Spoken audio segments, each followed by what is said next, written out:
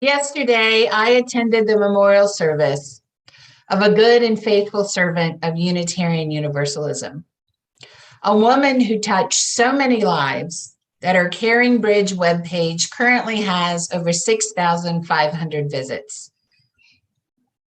And her memorial service had over 600 virtual attendees and several hundred in-person attendees.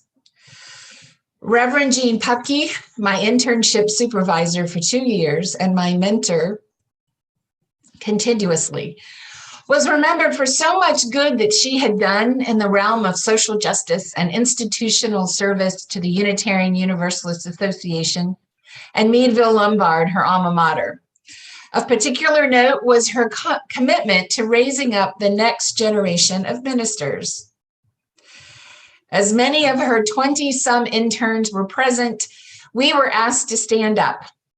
As we did, the room exploded with applause.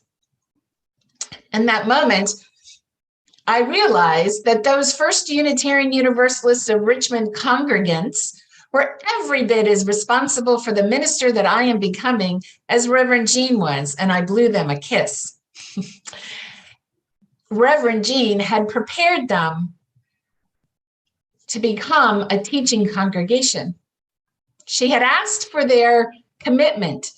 She had collaborated with them to provide trust and comfort for both the interns and the congregation to work together to create beautiful worship services and learning experiences.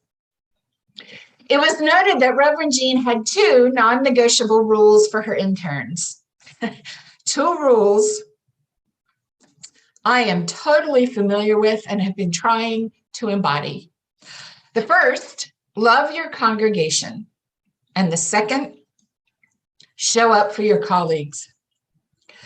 Both of these rules are deeply grounded in a theology of love. I'd like us to take a look at each of these rules now. The first rule, love your congregation, isn't about romantic love or filial love. It isn't a casual thing. It's an intentional act of widening the circle of care to include the congregation that I am serving. I learned to say the congregation that I am serving from Reverend Jean. Many of my colleagues speak of my church as if they own the congregation. So as I was saying, I learned to say the congregation that I'm serving, because even though we as ministers may feel an investment in and an affection for the congregations that we serve, it's not healthy for any congregation to be owned by a minister. And so I serve the Unitarian Universalist Church of Jacksonville. This loving your congregation is about putting your congregation's interests first, which means doing what is in their best interests, even if it's inconvenient or uncomfortable.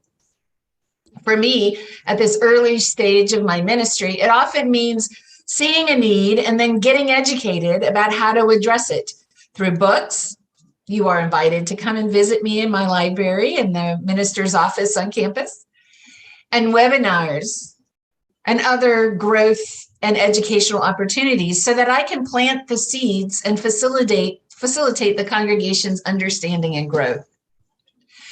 It means listening to what congregants tell me about themselves and their congregational experiences. It means asking sometimes pointed and difficult questions to open up new and exciting possibilities.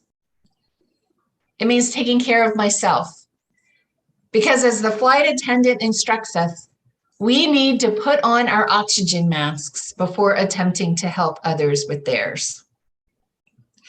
It means always holding in the light the best possible vision of who this congregation is and the positive effect it can have on the world. It also means, as my paternal grandmother used to say, I may not always like what you do, but I will always love you. That's the sort of intentional, unconditional love I aspire to offer the congregations I serve. Some of you know that my first ministry experience was rife with congregational conflict that began before I started serving the congregation and proceeded to get worse and worse. You might wonder whether I love that congregation. Well, here it is. Yes, I do. I don't love how I was sometimes treated, and I don't love the way some members were treating other members. But I had followed my mentor's advice. I had made a decision to intentionally widen my circle of care to include them.